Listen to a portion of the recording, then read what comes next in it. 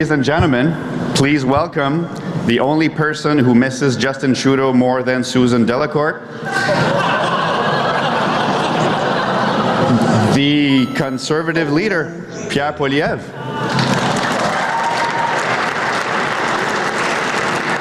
Hello, everyone. Yes. Yes, hello. Hello. Yes, hello, everybody. Yes. Excellent. Excellent. Yes. Yes. Thank you. Yes. Thank you. Thank you, everybody. Yes.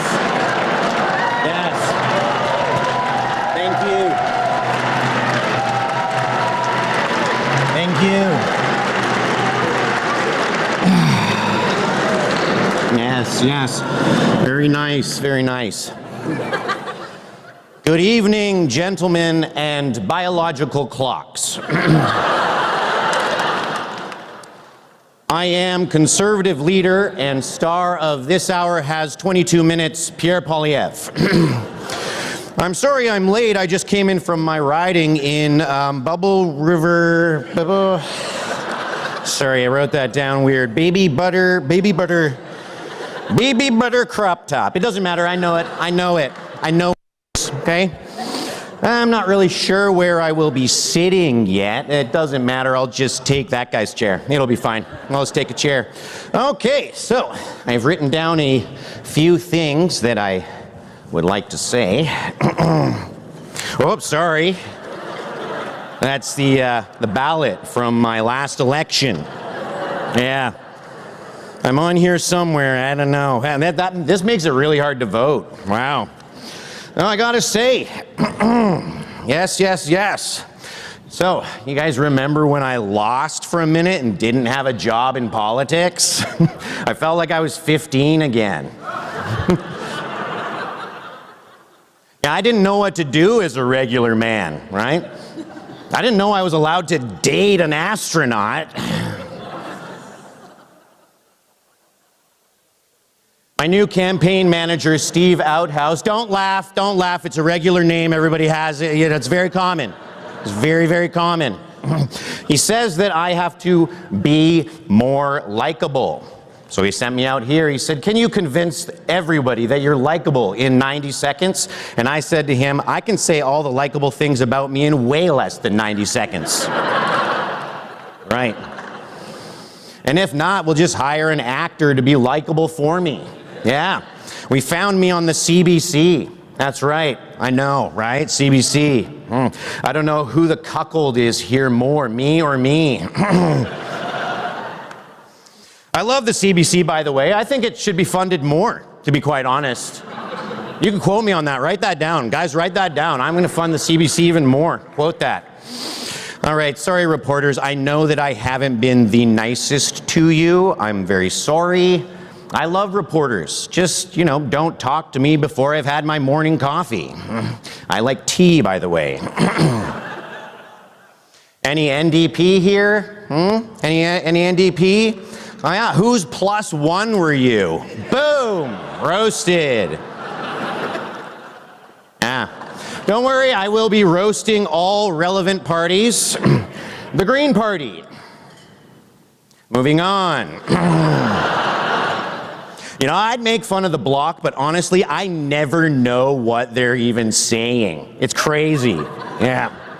I'm late. I don't know. Is Mark Carney here? Oh. Who cares? Yeah.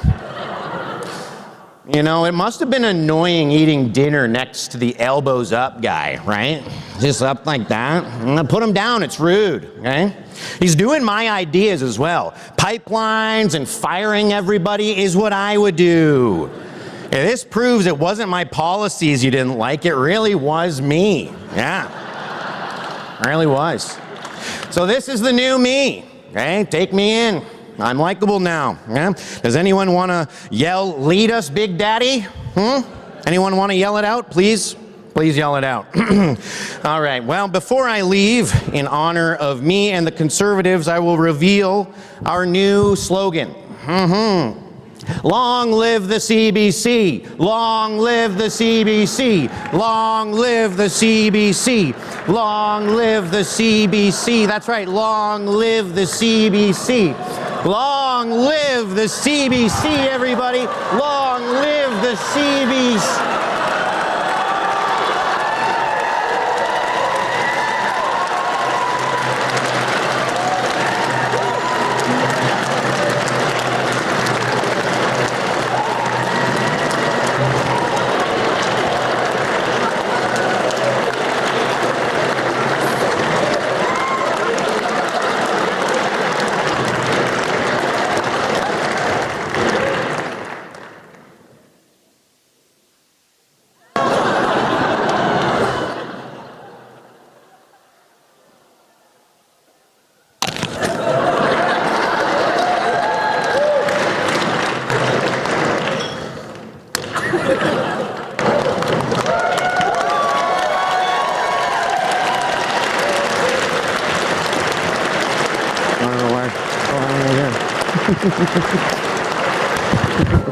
Une grande tournée d'applaudissements pour la version Timu de moi. A big round of applause for the Timu version of me, everybody.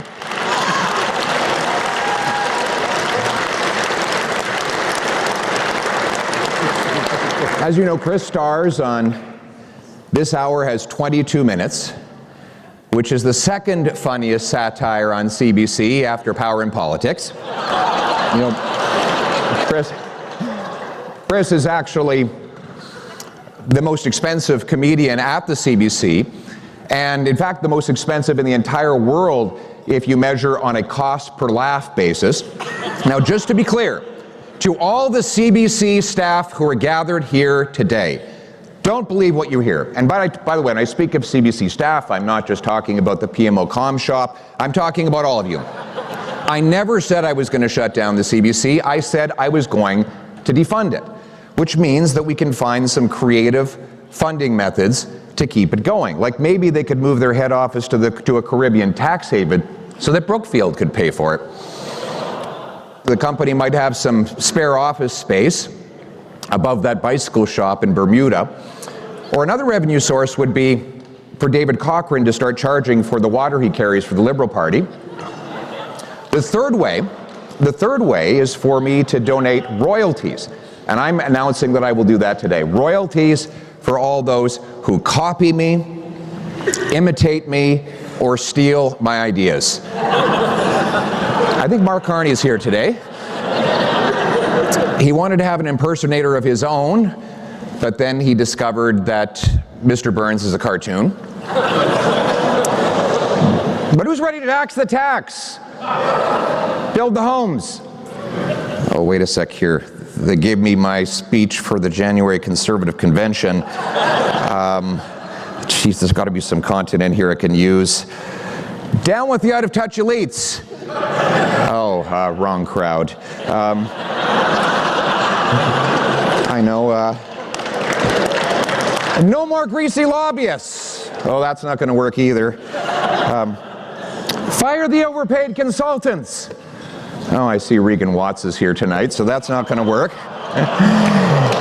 All right. I guess we're going to have to settle for some more boring three-word verb-to-noun slogans like eat the food, drink the booze, fake the laughs. But it wasn't just the slogans that people criticized about my last campaign. Look, and fair enough, you know, we made some great gains. We added 25 seats, 2.5 million votes, but we need to get over the top, and that means making some adjustments, some changes, and that means I have to look inward into what changes I have to make. And I've been told since the election that I need to gain those extra few percentage points by being more lovable and human. So naturally, I've commissioned a poll on how to do that, and the preliminary results are in. Option A, I can get a dog, or option B, and I'm quoting the pollster here, I can find more meaningful ways to connect with people on a personal level and make emotional connections with Canadians. So I immediately called the pollster and said, "What kind of dog?"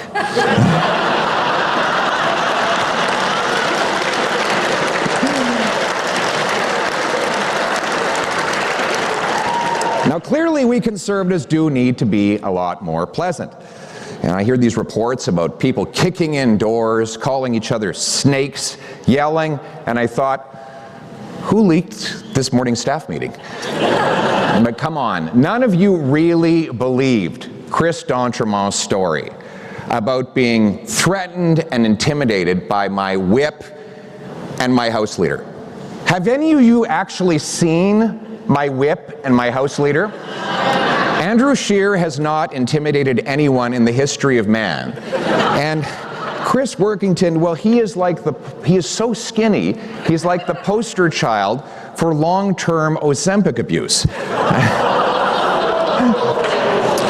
But the whole thing has us all thinking about caucus management. I think that Stephen Guilbeault would actually agree that this is very important. I hear that the NDP actually rejected having Guilbeault join their caucus. What an ego blow.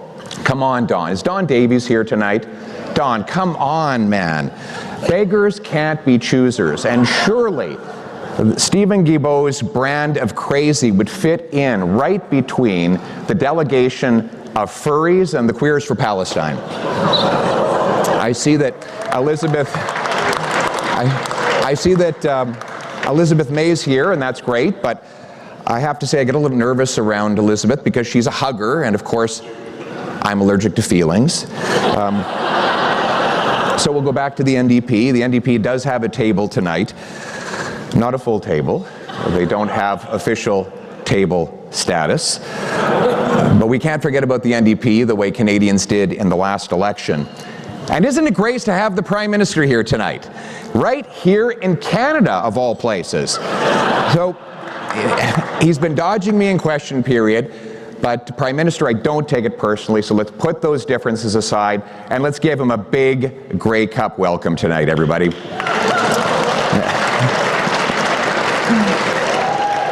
Well, that was a little bit more kind and gentle than in Winnipeg, where he got more booze than Elizabeth Bay's liquor cabinet.